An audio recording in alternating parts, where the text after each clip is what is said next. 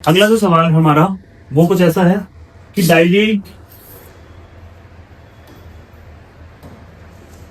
Dilate ये तुम्हारा जो लास्ट सेक्शन था वहां से है, नॉन टेक्निकल पार्ट से। Dilate, expand, constrict. तो डायलेट जो है उसका मतलब आप सबको पता है कि कोई चीज डायलेट हो रही है, और एक्सपांड उसका जो सिमिलर वर्ड है उसकी तरह इसको काउंट कर रहे हैं। तो कॉन्स्ट्रिक्ट का जो आंसर होगा, कॉन्स्ट्रिक्ट के बाद कौन सा वर्ड आएगा वो इनमें से चूज करना था। रिड्यूस इसके ऑप्शन है, और बी ऑप्शन है टाइटन, सी ऑप्शन है रेस्ट्रिक्ट, और डी ऑप्शन है ऑब्स्ट्रैक्ट। तो इनमें से कौन सही होगा? तो option B is right answer. Option B is the right answer. ठीक है बच्चों, आगे सुनते हैं। अगला जो सवाल है ये है कि where are the ECG limbs leads place on the body? किस जगह ईसीजी की जो लिम्स होती हैं वो लगाई जाती है? तो इसमें ऑप्शन पहला है नेक, ऑप्शन बी है chest, option C is back, and option D is limbs. तो मैं आपको बता दूं ये सब लिम्स में हम यूज करते हैं। ठीक है, आपको सबको पता है कि 12 लिम्स हमारे पास होती है, या जो और भी जितनी भी होती हैं हम उनको सभी लिम्स पे भी यूज करते हैं। चेस्ट पे जो लीड है वही लगती है। आप पूरी को चेस्ट में कवर ना करें तो इसका जो राइट आंसर लिम्ब ही होगा। चेस्ट, बहुत सारे बच्चे मुझे कमेंट करें सर चेस्ट होगा, ऑफ कोर्स नहीं होगा। इसका जो राइट आंसर होगा वो लिम्ब ही होगा। ठीक है, अगले सवाल पे चलते हैं। और अगला जो सवाल है वो कुछ ऐसा है, a patient with sepsis which of the following fluids is not advisable? कोई पेशेंट सेप्सिस में है तो इनमें से कौन सा फ्लूइड एडवाइजेबल नहीं होगा? तो ठीक है, इसमें ऑप्शन ए है नॉर्मल लाइन, ऑप्शन बी है balance salt solution, option C है synthetic colloid, and option D is dextran. इसको डिटेल में आपको मैं बता दूं, नॉर्मल लाइन और बैलेंस सॉल्ट सॉल्यूशन है। बैलेंस साइड में आ जाएगा तुम्हारा आरएल, ठीक है, ये सब। ठीक है, तो ये सब फर्स्ट लाइन फ्लूइड्स है। तो ये तो हम देंगे, बैलेंस साइड पे देंगे, नॉर्मल साइड पे देंगे, और डेक्स्ट्रोज भी हम दे सकते हैं। केवल हम नहीं दे सकते तो वो है सिंथेटिक कोलॉइड। तो इसमें कोलॉइड जो है यही इसका आंसर होने वाला है। क्या आंसर होगा इसका? कोलॉइड इसका आंसर होने वाला है। ठीक है बच्चों, अगला सवाल जो है, according to American Heart Association, AHA, American Heart Association जो है उसकी guidelines, which drug is primarily used to treat asystole during cardiac arrest? Cardiac arrest के एसिस्टोल को ट्रीट करने के लिए हम क्या यूज करेंगे? तो पहला है सोडियम बाइकार्बोनेट, ठीक है, दूसरा है एमिड्रोन, तीसरा है एपिनेफ्रिन, और चौथा है एट्रोपिन। देखिए सोडियम बाइकार्बोनेट जो है वो मेटाबॉलिक एसिडोसिस के टाइम काम लेते हैं। ठीक है, और इसके अलावा जब हाइपरगैलेमिया हो जाए तो भी काम लेते हैं। ठीक है, इसके अलावा एमिड्रोन जो है इसको कोड्रोन के नाम से भी जानते हैं, कोड्रोन। और ये जो है वो वेंट्रिकुलर फिब्रिलेशन में काम लेते हैं, वेंट्रिकुलर फिब्रिलेशन, जो वेंट्रिकुलर फिब्रिलेशन होता है उसमें काम में लेते हैं। ठीक है बच्चों, तो ये दोनों ही ऑप्शन कार्डियक अरेस्ट से रिलेटेड नहीं है। तीसरा ऑप्शन आता है एपिनेफ्रिन, और एपिनेफ्रिन ही हम कार्डियक अरेस्ट में देते हैं, एपिनेफ्रिन ही कार्डियक अरेस्ट में देते हैं। तो this is the right answer. और लास्ट है एट्रोपिन हम देते हैं ब्रेडिकार्डिया में। जब ब्रेडिकार्डिया होता है तो हम एट्रोपिन यूज करते हैं। ठीक है बच्चों, ये था हमारा नेक्स्ट सवाल। अगले सवाल की तरफ चलते हैं। अगला जो सवाल है वो कुछ ऐसा दिखता है, which inhalation anesthetic agent produce bronchodilation? इनमें से कौन ब्रोंकोडाइलेशन करता है? ब्रोंकोडाइलेशन करता है? तो पहला इसमें है सीवोफ्लोरिन, दूसरा है आइसोफ्लोरिन, और तीसरा है डैश, एंड फोर्थ इज हैलोथीन। ठीक है, तो देखिए सभी आइसो, डैश, हेलो सभी करते हैं ब्रोंकोडाइलेशन, सीवो भी करता है, लेकिन यदि बेस्ट ऑप्शन दूसरा रहा है, ठीक है, तो इसमें से सीवो राइट आंसर जाएगा, सीवोफ्लोरिन से राइट आंसर। ठीक है, अगले सवाल की तरफ चलते हैं। और अगला सवाल कुछ ऐसा दिखा है। अगला सवाल क्या है? देखिए मैं आपको पहले क्लियर कर दूं कि ये सारे सवाल मैंने लगभग जो हमारी टेक्स्ट बुक है अजय यादव उससे ठीक करने की कोशिश करी है। फिर भी यदि कुछ इसमें कुछ ऊपर नीचे रह जाता है तो आप मुझे कमेंट सेक्शन में बताएंगे कि सर ये यहाँ आपका जो सवाल था वो ऐसा आया था, क्योंकि मुझे बच्चों से ये सवाल मिले हैं और उस हिसाब से मैंने आंसर की रेडी करने की कोशिश करी। तो आप इस आंसर की को कोशिश करें रेडी करने का और अपने क्वेश्चन को मैच करने का। ठीक है, अगला सवाल पे चलते हैं। Which supraglottic airway device is not commonly used for endotracheal tube integration? इनमें से कौन सुप्राग्लोटिक जो डिवाइस है वो एंडोट्रेकियल ट्यूब इंट्यूबेशन में काम में नहीं आता है, ठीक है, एंडोट्रेकियल ट्यूब इंट्यूबेशन में काम में नहीं आता है। देखिए classical LMA air cube, C option is LMA proseal and चौथा है इंट्यूबेटिंग एलएमए। तो इनमें से जो क्लासिकल एलएमए है, ठीक है, क्लासिक एलएमए है उसको हम यूज नहीं करते हैं, क्लासिक एलएमए को हम एंडोट्रेकियल ट्यूब इंट्यूबेशन में काम नहीं लेते हैं। तो this is the right answer, ठीक है बच्चों। अगले सवाल की तरफ चलते हैं। अगला जो सवाल है वो है which of the following used to secure the airway of the child during cleft palate lip surgery. Cleft palate या लिप सर्जरी में इनमें से कौन सिक्योर एयरवे करने के लिए बेस्ट है, ठीक है। तो पहला है लेरेंजियल ट्यूब, दूसरा है आरई ट्यूब, तीसरा है नेजल एयरवे एंड चौथा है एलएमए। तो इसका जो राइट आंसर रहने वाला है वो है आरएई ट्यूब, जो कि नॉर्थ पोल और साउथ पोल में आपको अवेलेबल होती है, ठीक है, नॉर्थ पोल और साउथ पोल में आपको अवेलेबल होती है। तो जो भी सर्जरी होती है उस हिसाब से हम नॉर्थ पोल और साउथ पोल को यूज कर लेते हैं। यदि इसमें क्लेफ्ट प्लेट यदि और लिप सर्जरी है तो इनमें से कौन सा राइट आंसर हो जाएगा आरएई ट्यूब, ठीक है बच्चों। आगे चलते हैं सवाल की तरफ। डीवीटी के लिए एक सवाल दिया था और इसमें डीवीटी के लिए क्या सवाल है देखिए, इसको देखते हैं। Which of the following drug is not used to treat deep vein thrombosis. DVT को किससे ट्रीट नहीं करना है, तो प्रोटामाइन।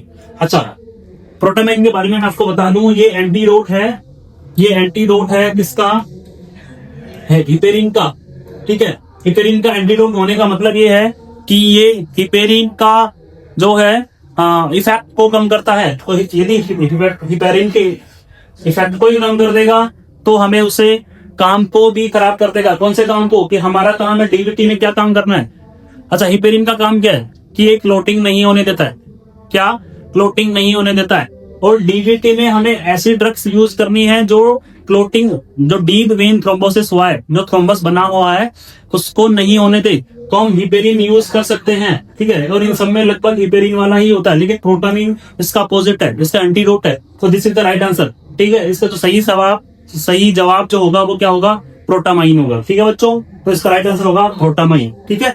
अगले सवाल की तरफ चलते हैं और अगला जो सवाल है वो था तुम्हारा ईटी ट्यूब के साइज के बारे में, ठीक है। ईटी ट्यूब का साइज क्या है, what is the character size of an endotracheal ET tube. ET tube के जो करेक्टर है उसकी साइज जो है क्या होता है, करेक्टर की साइज क्या होती है, 10 mm, 20 mm, 15 mm या 30 mm।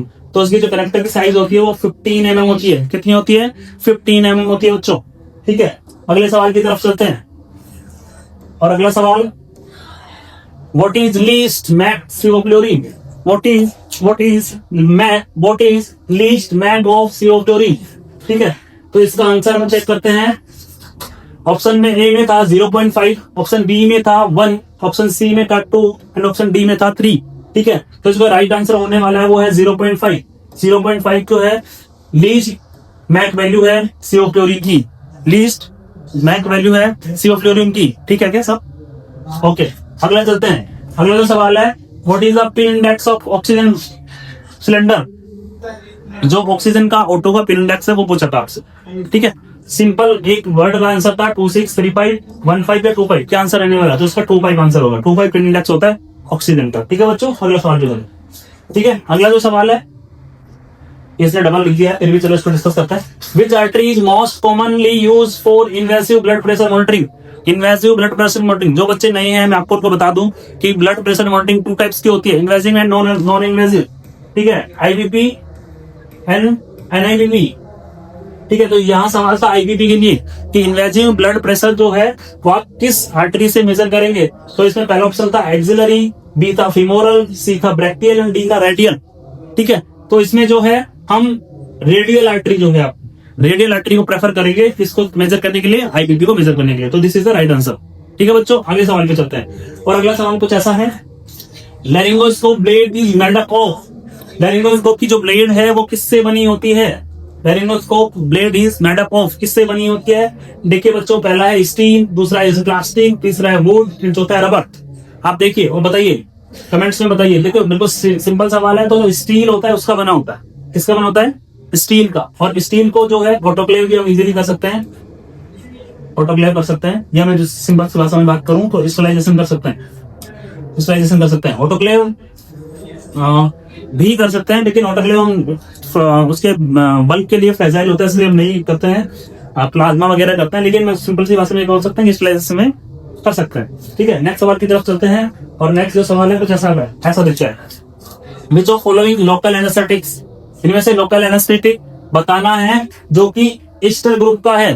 ठीक है, there is two groups of local anaesthetics, ester and amide, ester and amide. ठीक है, अमीनो एसिड, अमीनो एस्टर और अमीनो एमाइड दो ग्रुप्स हैं। ठीक है, अजायदों में बिल्कुल मेंशन है, दो ग्रुप्स होते हैं, अमीनो एस्टर और अमीनो एमाइड। ठीक है, तो ईस्टर ग्रुप पूछा था आपने आपसे, तो ईस्टर ग्रुप का लिग्नोकेन होता है कि ग्लूटामेकेन होता है कि प्रोकेन होता है कि रोपियोकेन? तो इसका जो राइट आंसर रहने वाला है वो procaine, procaine is the Easter. ठीक है, तो इसका राइट आंसर क्या रहने वाला है? प्रोकेन। अगले सवाल की तरफ चलते हैं, और अगला सवाल कुछ ऐसा है, और अगला सवाल क्या है? What is the minimum normal oxygen, what is the minimum normal oxygen saturation sp2 for a patient? इनमें से कौन नॉर्मल ऑक्सीजन होगी किसी पेशेंट के सैचुरेशन को देखने के लिए? तो 90%, 85 and C is 95 and D is 80%। तो इसका राइट आंसर रहने वाला है वो क्या रहेगा? 95। ठीक है, 95 से कम जाता है तो सॉरी 95 से कम जाता है तो हम उसको नॉर्मल में काउंट नहीं करते हैं। लेकिन मैं आपको बता दूं कि बहुत सारी जगह ये भी देखा गया है कि 90% को है वो लास्ट सैचुरेशन मान काउंट कर लेते हैं कि 90% इज ए क्रिटिकल सैचुरेशन, जिसके बाद पेशेंट को हम काउंट कर सकते हैं कि इसको कुछ ना कुछ रेस्पिरेटरी प्रॉब्लम है, लाइक रेस्पिरेटरी डिप्रेशन है, तो हम उसको 90% तक देख सकते हैं। लेकिन अभी इसका राइट आंसर जो है 95 रहेगा। ठीक है, अगले सवाल पे चलते हैं, और अगला जो सवाल है वो कुछ ऐसा है, बॉयल्स लॉ। ठीक है, बॉयल्स लॉ ये तुम्हारा जो एनेस्थीसिया फिजिक्स है। ठीक है, एनेस्थीसिया जो फिजिक्स है उसके ऊपर समझना। सवाल क्या है? Boyle's law is used in anaesthesia for pulse oximeter. नहीं भाई, पल्स ऑक्सीमीटर में ऐसा कुछ फिजिक्स यूज नहीं होती, वेपराइजर में नहीं होती। ठीक है, pressure volume relation, yes, pressure और वॉल्यूम का रिलेशन को बताता है कौन? Boyle's law. और वेंटिलेटर में भी यूज नहीं होता। तो प्रेशर वॉल्यूम लॉ जो है वो कैसा होता है? P is inversely proportional of volume, pressure is inversely proportional of volume. ठीक है, ऐसा कुछ होता है जिसको हम डिटेल वीडियो में किसी और दिन पढ़ेंगे, लेकिन अभी मैंने आपको बता दिया क्या रिलेशन रहता है। ठीक है, अगले सवाल में चलते हैं, और अगला जो सवाल है कुछ ऐसा है, what is primary use of soda lime in anesthesia machine? Soda lime का यूज क्या है एनेस्थीसिया मशीन में? ठीक है, तो पहला ऑप्शन है to humidify gas, to absorb CO2, to absorb O2, to regulate oxygen flow. इन चार ऑप्शन में आप देख के बताइए। तो ह्यूमिडिफाइड गैस के लिए HME होता है भाई, HME होता है। ठीक है, CO2 कैप्चर के लिए ऑफ कोर्स क्या होता है? Soda lime. तो इसका जो राइट आंसर रहने वाला है वो क्या होगा? Option B, option B is the right answer. ठीक है, अगला भी देख लेते हैं। ऑटो को एब्जॉर्ब करने का कोई यंत्र यहाँ पे नहीं है, रेगुलेटर ऑक्सीजन फ्लो, तो उसके लिए फ्लो मीटर्स होते हैं। ठीक है, तो यहाँ पे जो सही आंसर होगा ना वो क्या होगा? ऑप्शन बी होगा। ठीक है, आगे चलते हैं बच्चों। अगला जो सवाल है वो कुछ ऐसा है, which monitor is most sensitive, which monitor is most sensitive in detection of hypoventilation, hypoventilation के डिटेक्शन में कौन सा मॉनिटर यूज करेंगे? ठीक है, तो इसमें पहला जो ऑप्शन था वो कुछ ऐसा था, पल्स ऑक्सीमीटर। क्या था? Pulse oximeter. दूसरा था कैप्लोग्राफी, तीसरा था ECG एंड चौथा था ब्लड प्रेशर मॉनिटरिंग। आप सबको पता है CO2 जो है उससे आप इजीली पता कर सकते हैं कि अपना CO2 का लेवल क्या है, नॉर्मल CO2 क्या है। तो लगभग 35 to 45 के आसपास हम काउंट करते हैं कि ये नॉर्मल वैल्यू होती है CO2 की। लेकिन यदि आपको हाइपोवेंटिलेशन हुआ है, क्या हुआ है? हाइपोवेंटिलेशन, तो इसका लेवल बढ़ जाएगा। और हम ये सब कहाँ देख पाएंगे? ETCO2 में, इसमें देख पाएंगे ETCO2 में। तो this is the right answer. ठीक है, अगले सवाल पे चलते हैं, और अगला सवाल कुछ ऐसा है, caudal anaesthesia can not use in which surgery? Caudal anaesthesia can not use in which surgery? किस सर्जरी में कोडल एनेस्थीसिया को यूज नहीं कर सकते आप? देखिए, हर्निया रिपेयर है। अच्छा, पहले हम बात करेंगे कोडल एनेस्थीसिया का काम क्या है, किस पार्ट के लिए होता है। तो कोडल एनेस्थीसिया जो है वो लोअर पार्ट के लिए हम यूज करते हैं। कौन से पार्ट के लिए? लोअर पार्ट के लिए। तो देखिए, हर्निया जो है of course hernia lower part में होता है, तो हाँ यहाँ हम यूज करते हैं। तो इसमें नोट पूछा था। दूसरा सर्कमसीजन लोअर पार्ट है, यहाँ भी यूज करते हैं। हाइड्रोसिफेलस, हाइड्रोकेफेलस या हाइड्रोसिफेलस जो है वो ब्रेन में होता है। जब हाइड्रोकेफेलस कंडीशन क्या होती है? जब ब्रेन में CSF का वॉल्यूम CSF का वॉल्यूम बढ़ जाता है तो हाइड्रोकेफेलस जैसी पोजीशन हो जाती है, दैट इज हाइड्रोकेफेलस। ठीक है, और तो इस केस में हम जो है कौन यूज नहीं करते, मॉडल एनेस्थीसिया यूज नहीं करते हैं। लास्ट है फुट सर्जरी, सॉरी। और फुट सर्जरी भी क्या है, लोअर रीजन के लिए यूज होती है, तो इसमें भी आप यूज कर सकते हो। किसमें नहीं कर सकते, दैट इज हाइड्रोसेफेलस या हाइड्रोकेफेलस। ठीक है, तो this is the right answer. ठीक है बच्चों, आगे चलते हैं। अगला सवाल, अगला सवाल, ए मेन पॉइंटिंग, अच्छा ये नॉन टेक्निकल पार्ट से फिर एक सवाल है। A man pointing towards the photo says is the woman in the photo is daughter of my grandfather, only child who is the woman to the man. ठीक है, एक फोटो की तरफ इंडिकेट करके बोल रहा है कि ये जो वुमन है, ये जो वुमन है वो क्या है, daughter of my grandfather, daughter of my grandfather. ये ग्रैंडफादर हो गए, ये इनका क्या होगा, फादर हो गया। ठीक है, तो इसने पूछा कि who is the woman is the man, woman to the man, तो ये वुमन जो है इस मैन की क्या हुई, तो वुमन जो इस मैन की क्या हो जाएगी, सिस्टर हो जाएगी। क्या हो जाएगी, सिस्टर। तो इसका जो राइट आंसर रहने वाला है वो सिस्टर रहने वाला। ठीक है, अगले सवाल पे जाते हैं। अगला सवाल कुछ ऐसा है, what is the function of, what is the function of spreading system, what is the function of spreading system.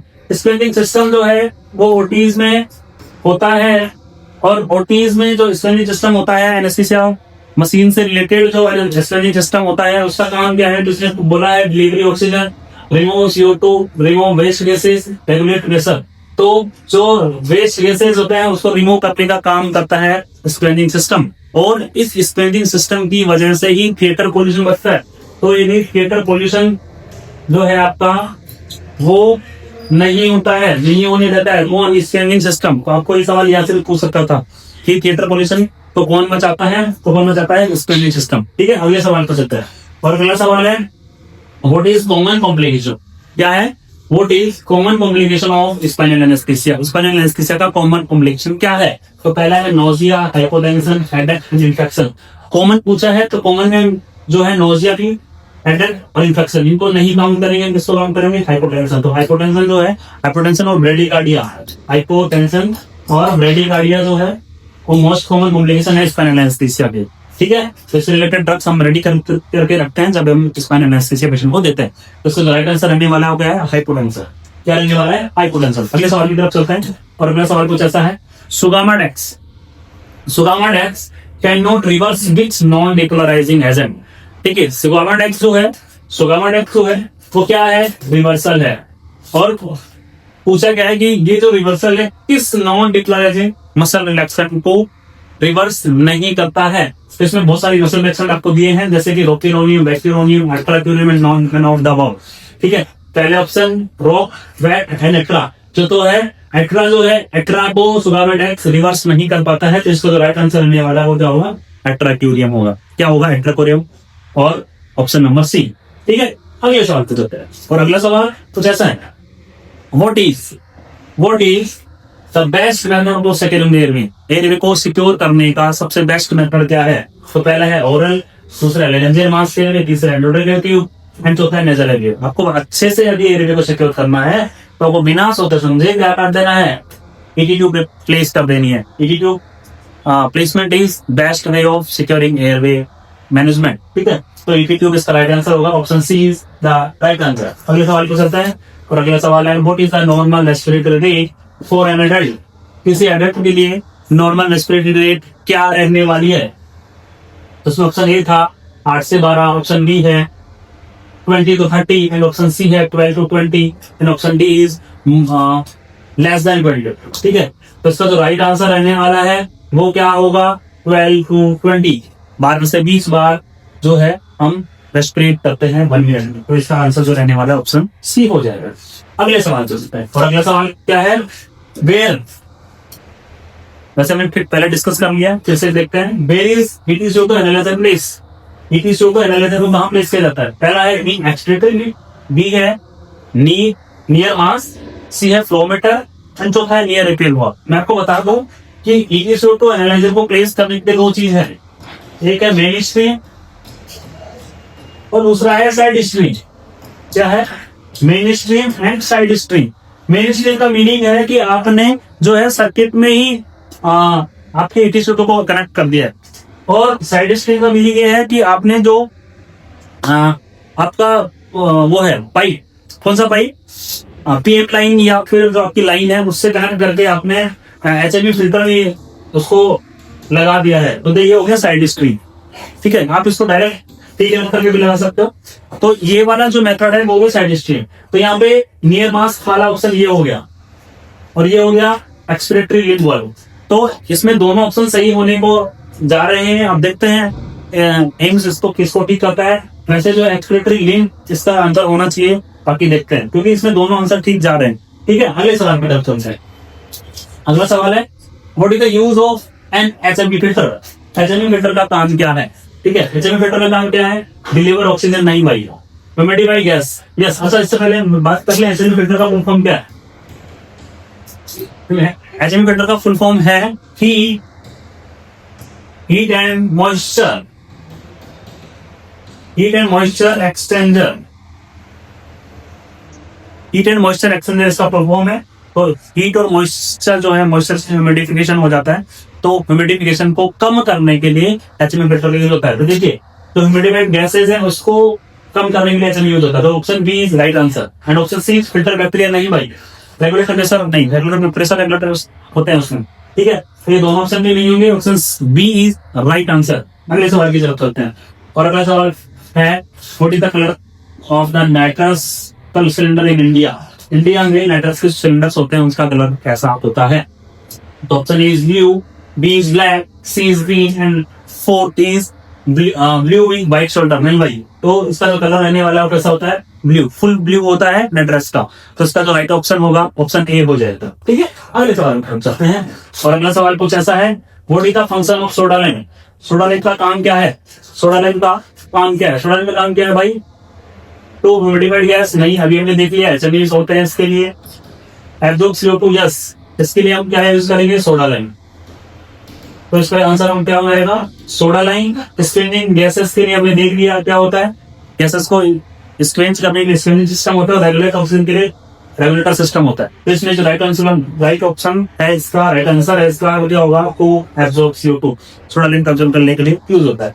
अगले सवाल की तरफ चलते हैं। और अगला सवाल कुछ ऐसा है, in an anesthesia machine backflow gases is prevented by।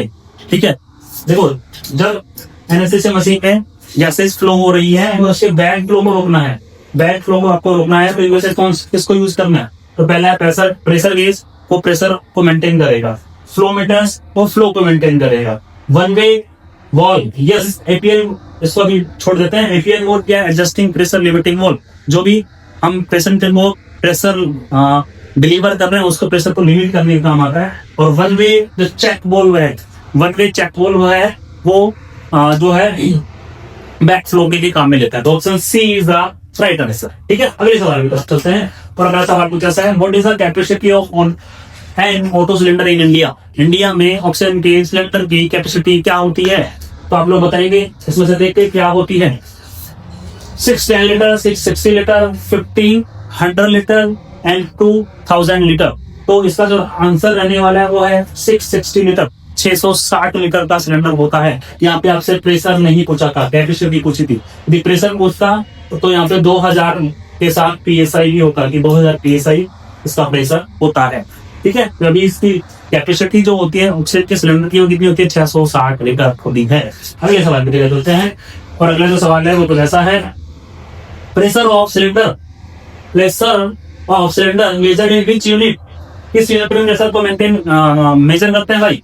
PSI bar, mmH, G और CMH2 PSI भी करते हैं। अभी मैंने बताया 2000 PSI, तो PSI में हम इसको मेजर करते हैं। अगले सवाल की तरफ चलते हैं। और अगला सवाल पूछा है, which unit is used to measure CPU speed। ये नॉन टेक्निकल पार्ट से सवाल है। इसमें कहा कि CPU की स्पीड को मेजर करने के लिए किस यूनिट का नाम ले लेते हैं? तो इसमें हर्ट्ज को ही काम ले लेते हैं, बाइट्स में और बीट्स में और डिबल्स में इसको यूज मेजर नहीं करते हैं, तो इसमें हर्ट्ज में यूज करते हैं। ठीक है, अगले सवाल पे चलते हैं। और अगला जो सवाल है, what scoring system used to access the patients to discharge from the post anaesthesia care unit. जो पार्ट 2 होता है पोस्ट एनेस्थेटिक पेरियड होता है, उसमें से पेशेंट को डिस्चार्ज करने के लिए कौन सा मेथड यूज करते हैं। ठीक है, देखिए मलम पट्टी ग्रेडिंग, मलम पट्टी की जो स्कोर होता है, मलम पट्टी की जो ग्रेडिंग होती है वो माउथ ओपनिंग के लिए होती है। किसके लिए होती है? माउथ ओपनिंग के लिए। ठीक है बच्चों, जब पेशेंट को तुम्हारा पीएसी करते हैं तो पीएसी में चेक करते हैं मलम पट्टी की स्कोरिंग कि पेशेंट का माउथ ओपनिंग कितना है, जिससे कि आप चेक कर सको कि पेशेंट को जब ईटी ट्यूब डाली जाएगी, मींस इंट्यूबेशन होगा तो माउथ ओपनिंग कितनी कर सकता है। डिफिकल्ट इंट्यूबेशन तो नहीं है, ये देखने के लिए मलम पट्टी स्कोर चेक हम रखते हैं। अगला है Glasgow coma scale, GCS score जो है वो पेशेंट के अलर्टनेस को चेक करने के लिए करते हैं, और ये न्यूरोलॉजिकल पेशेंट को में ये देखते हैं। न्यूरोलॉजिकल जो पेशेंट्स होते हैं जो लंबे टाइम तक अनकॉन्शियस पेशेंट है, उनके अलर्टनेस को चेक करने का काम आता है जीसीएस। इसके बारे में डिटेल वीडियो बाद में बात करेंगे। इसमें 15 तक स्कोर होता है। ठीक है, 15 तक स्कोर होता है, और EMD इसमें यूज करता है। ठीक है, E for I opening, M for motor and B for verbal. ये 3 रेस्पॉन्स इसमें चेक करते हैं और 15 इसमें स्कोर होता है। इसके बारे में हम बाद में बात करेंगे। अगला है एल्ड्रेट स्कोर, और एल्ड्रेट स्कोर जो होता है यही होता है वास्तविक आपके इस आंसर इस क्वेश्चन का, इसका पार्कों में पोस्ट एनेस्थेटिक केयर यूनिट में जो स्कोर हम देखते हैं वो होता है एल्ड्रेट स्कोर। एल्ड्रेट स्कोर में पेशेंट कितना ठीक हो गया है, जिसको हम पार्कों में शिफ्ट कर दें तो इसको शिफ्टिंग के लिए करते हैं एल्ड्रेट स्कोर। उसमें देखते हैं कि अभी पेशेंट में कितना लेवल बच गया है, और उसके हिसाब से हम चेक करके एल्ड्रेट स्कोर देख लेते हैं। और लास्ट है ASA, और ASA स्कोर जो है हम किसके लिए चेक करते हैं? पेशेंट को फिट है या नहीं। American anaesthesia association of American, वो जो भी है अमेरिकन एसोसिएशन ऑफ अमेरिकन। ठीक है, ये जो है ये किसको चेक करती है? पेशेंट के फिट होने को, ये पेशेंट फिट है या अनफिट है। क्या पेशेंट है जो अनफिट है या अनफिट है, किसके लिए? सर्जरी के लिए। ये चेक करते हैं ASA स्कोर से। ठीक है, तो ये चारों स्कोर हमने डिटेल में पढ़ लिया है, लेकिन इसका जो राइट आंसर रहने वाला क्या होगा? एल्ड्रेट स्कोर। पाकों में हम एल्ड्रेट स्कोर यूज करते हैं। अगले सवाल पे, what is the primary function of the fail safe valve. Fail safe valve का प्राइमरी फंक्शन क्या है? ठीक है बच्चों, अगला सवाल क्या है? फेल सेफ वॉल्व पूछ रहा है आपसे। तो ऑप्शन ए है to regulate oxygen flow, to monitor patient vital science, to stop nitrous oxide flow in oxygen pressure falls, to shut off gas supply in case of power supply. देखो fail safe valve जो है वो कैसे काम करता है, fail safe valve कैसे काम करता है इसको हम देखते हैं, तो इसके बारे में ऑप्शन पे जाएंगे। फेल सेफ वॉल्व तब काम करता है जब आपका ऑक्सीजन का प्रेशर फॉल होता है। ऑक्सीजन का प्रेशर फॉल होता है तो ये जो सिस्टम है एक्टिव हो जाता है, और इसमें क्या करता है, ये नाइट्रस को स्टॉप कर देता है, बंद कर देता है कि पेशेंट हाइपोक्सिया में ना चला जाए। इस वजह से तो पेशेंट को बचा लेता है ये। ठीक है, कौन? ये फेल सेफ वॉल्व। तो जो इसका राइट आंसर होगा वो क्या हो जाएगा? To stop nitrous oxide flow in oxygen pressure falls. जब प्रेशर फॉल हो जाएगा तो हम इसको यूज करने वाले हैं। ठीक है, तो इसका राइट आंसर क्या हो जाएगा? Option C. बाकी ये सब वाइटल साइंस, ऑक्सीजन फ्लो इसका आंसर नहीं होना है, और ना ही सारी गैसेस की सप्लाई को ही बंद करता है। तो option C is the right answer. अगले सवाल पे दोस्तों, in which condition is awareness during anaesthesia more like to occur. ठीक है, किस कंडीशन में ये पूछा आपसे?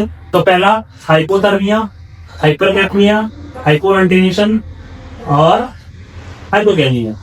ठीक है, इनमें से कौन सी कंडीशन जो है एनेस्थीसिया में मेनली हो सकती है? तो देखिए इसमें जो है उसमें पूरा नहीं लिखा है, हाइपोवेंटिलेशन पता नहीं मुझे, तो हाइपोवेंटिलेशन इसका राइट आंसर होने वाला। ठीक है, उसको हम ध्यान रखना है। ठीक है, अगले चलते और अगला सवाल कुछ ऐसा है, what is the permanent memory of the computer. Computer की परमानेंट मेमोरी क्या है? कंप्यूटर की परमानेंट मेमोरी क्या है? तो उसका जो राइट आंसर रहने वाला है वो क्या होगा बच्चों? इसका जो राइट आंसर रहने वाला है वो क्या होगा? Hard disk. हार्ड डिस्क जो है कंप्यूटर की परमानेंट मेमोरी होती है। हार्ड डिस्क जो है कंप्यूटर की परमानेंट मेमोरी होती है। अगले सवाल पे चलते हैं और अगला सवाल कुछ ऐसा है। अगला सवाल कुछ ऐसा है, क्वेश्चन देखते हैं। हाउ